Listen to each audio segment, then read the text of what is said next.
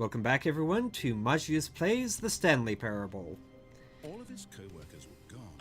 What could it mean? Stanley decided to go to the meeting room. Perhaps he had simply missed a memo.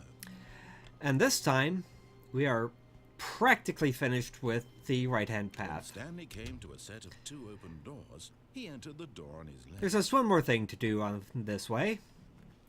This was not the correct way to the meeting room, and Stanley knew it perfectly well. Perhaps he wanted to stop by the employee lounge first, just to admire it.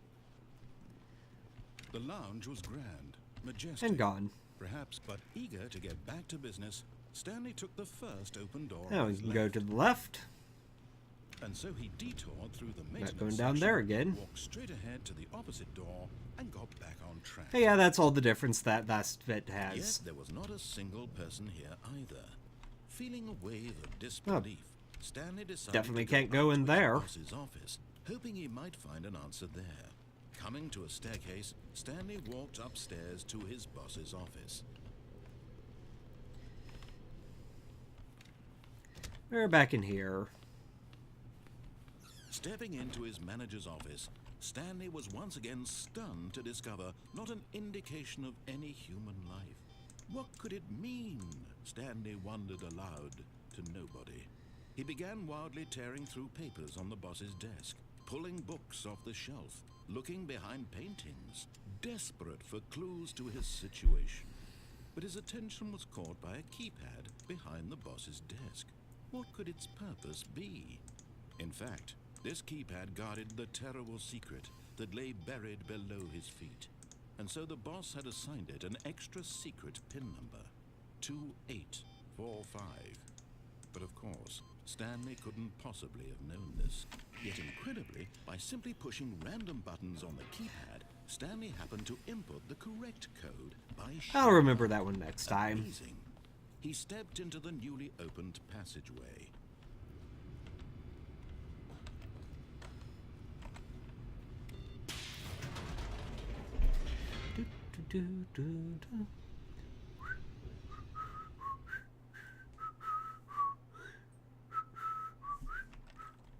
Oh.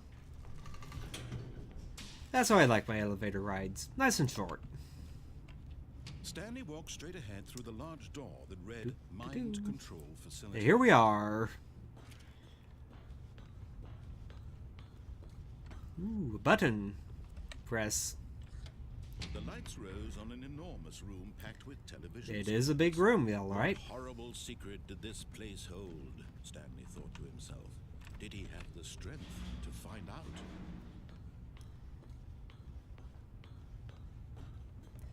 Ooh, another button. Now the monitors jumped to life, their true nature revealed. Each bore the number of an employee in the building, Stanley's co-workers. The lives of so many individuals reduced to images on a screen, and Stanley, one of them, eternally monitored in this place where freedom meant nothing.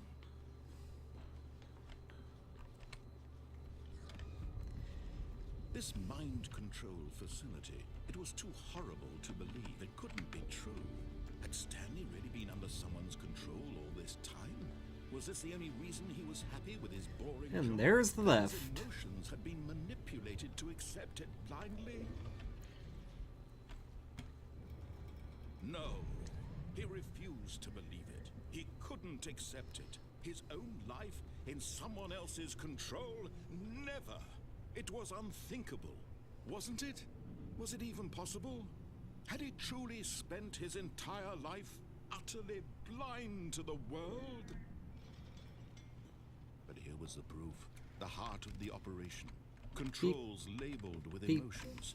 Happy or sad or content. Boop, Walking, boop, boop. eating, working. All of it monitored and commanded from this very place. And as the cold reality of his past began to sink in, Stanley decided that this machinery would never again exert its terrible power over another human life. For he would dismantle the controls once and for all. Okay. Oh, Stanley, You didn't just activate the controls, did you? After they kept you enslaved all these years, you go and you try to take control of the machine for yourself? Is that what you wanted?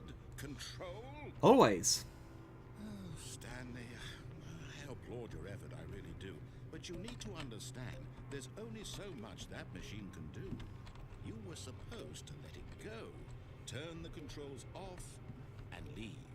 If you want to throw my story off track, you're going to have to do much better than that. I'm afraid you don't have nearly the power you think you do. For example, and I believe you'll find this pertinent, Stanley suddenly realized he had just initiated the network's emergency detonation system. In the event that this machine is activated without proper DNA identification, nuclear detonators are set to explode, eliminating the entire complex. How long until detonation then? Let's say, 2 minutes. Now this is making things a little more fun, isn't it, Stanley? It's your time to shine. You are the star. It's your story now. Shape it to your heart's desires. Oh, this is much better than what I had in mind. Okay. What a shame we have so little time left to enjoy it. Mere moments until the bomb goes off. But what precious moments each one of them is. More time to talk about you, about me, where we're going, what all this means. I barely know where to start. What's that? You'd like to know where your co-workers are? A moment of solace before you're obliterated? All right, I'm in a good mood. You're gonna die anyway. I'll tell you exactly what happened to them. I erased them. I turned off the machine. I set you free. Of course, that was merely in this instance of the story. Sometimes when I tell it, I simply let you sit there in your office forever, pushing buttons endlessly and then dying alone. Other times, I let the office sink into the ground, swallowing everyone inside, or I let it burn to a crisp. I have to say this, though. This version of events has been rather amusing.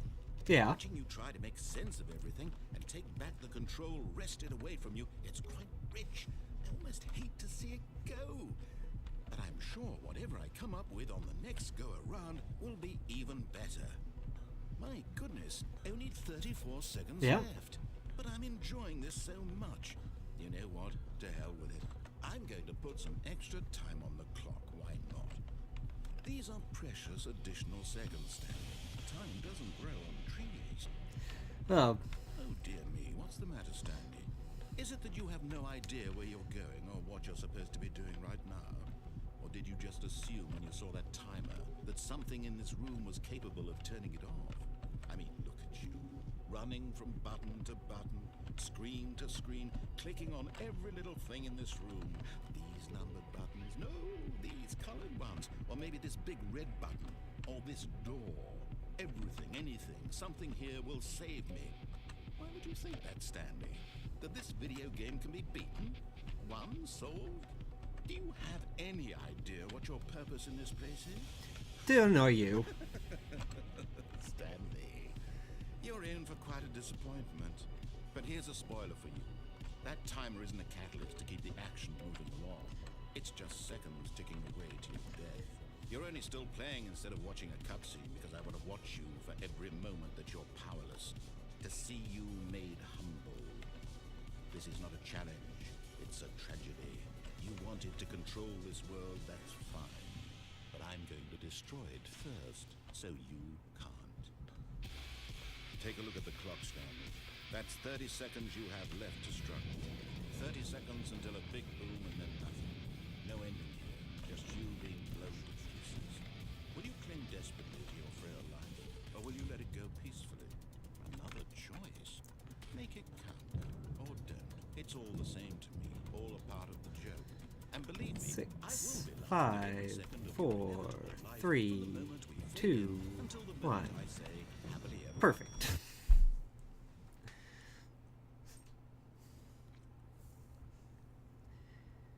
And restart.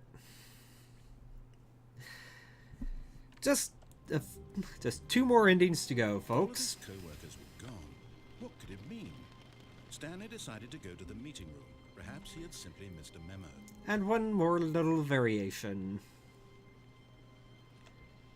When Stanley came to a set of 2 open doors, he entered the door. Gotta go fast for this one.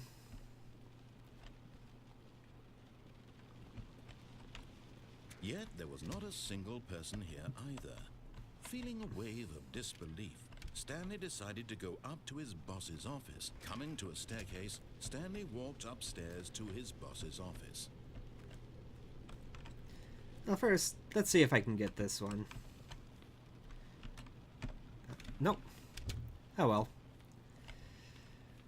We'll see if I can get that next time. The moment he entered his manager's office, Stanley froze in his tracks. Not a living soul anywhere. Could he really be all alone? This was too much for Stanley to take. Too much for any man to take.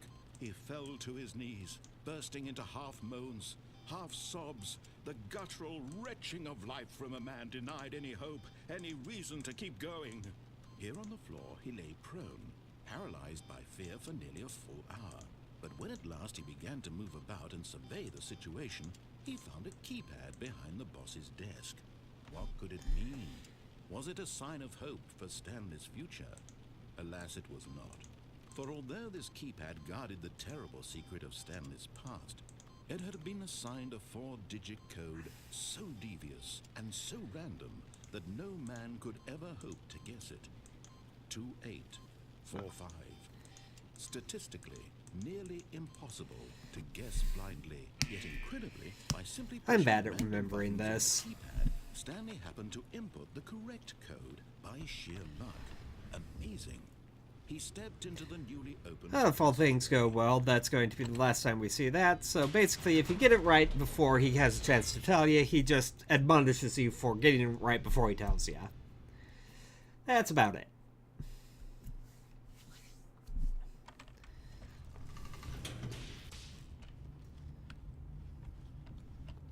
Stanley walked straight ahead through the large door that read Mind Control Facility.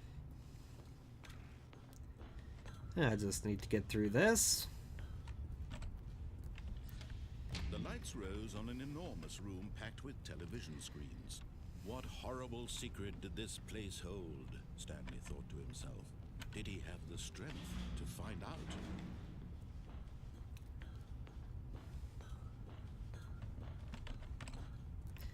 Up come the cameras. Monsters jumped to life, their true nature revealed. Each bore the number of an employee in the building, Stanley's co-workers. The lives of so many individuals reduced to images on a screen, and Stanley, one of them, eternally monitored in this place where freedom meant nothing. This mind control facility, it was too horrible to believe. It couldn't be true. Had Stanley really been under someone's control all this time? Was this the only reason he was happy with his boring job? That his emotions had been manipulated to accept it blindly?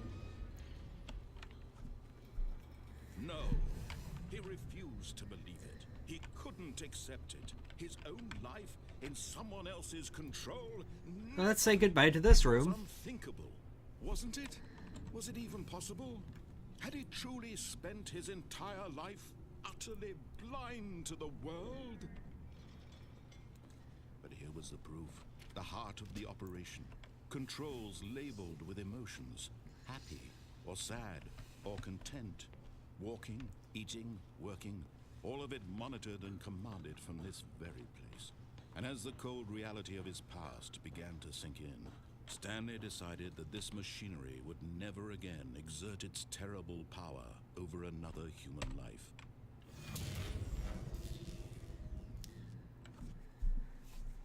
And power down.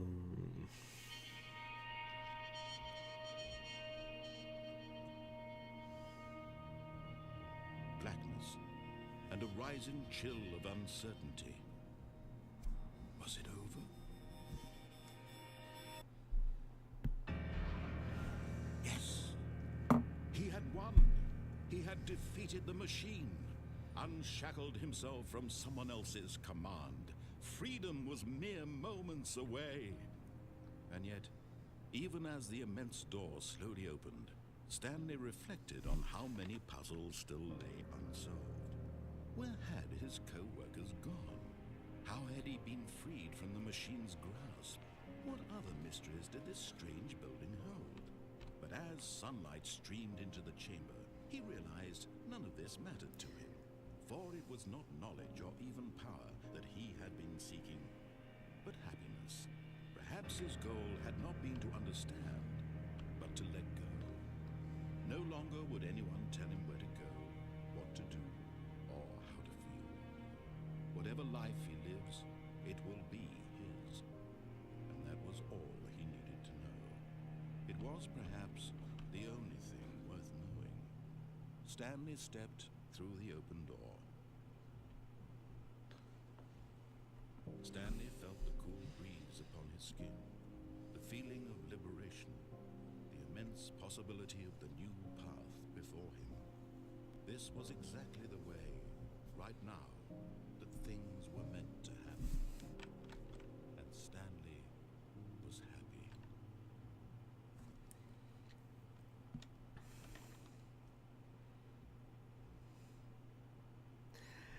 And thus we have the intended ending for the Stanley Parable. But there's still one ending we have not yet seen. All of his co-workers were gone. What could it mean?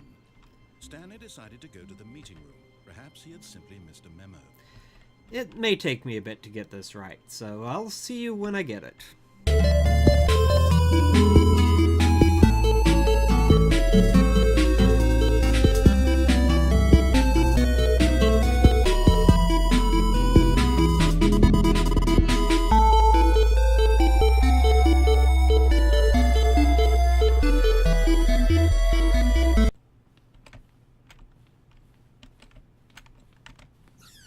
There we go.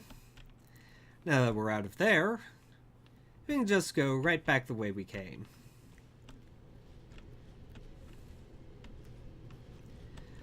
Unfortunately, we don't have the narrator to talk with us while we go back.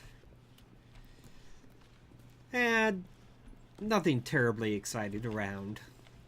So you just have to deal with my own sweet voice as we go through this. Fortunately, it's pretty straightforward where we need to go, what we need to do. Just need to come back here. And there's another door open here. Now, where does this lead?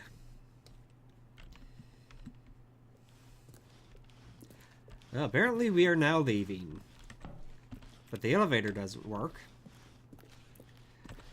This door's closed, so all we can do is climb and climb and climb. Up through the darkness.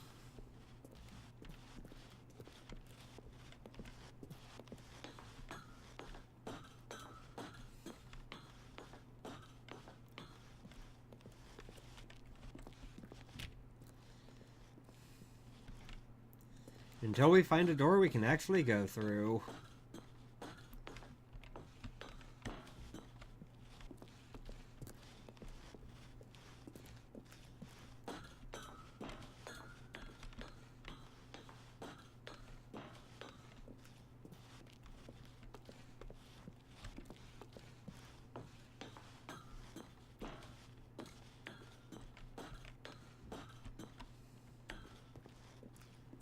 I don't remember exactly how high we need to go.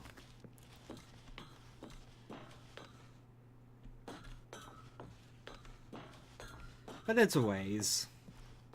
Ooh, escape pods. Escape. That's what I want.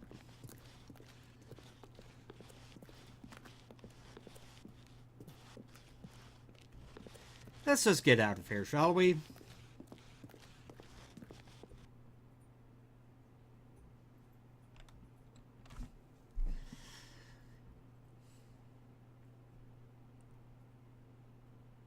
Or not.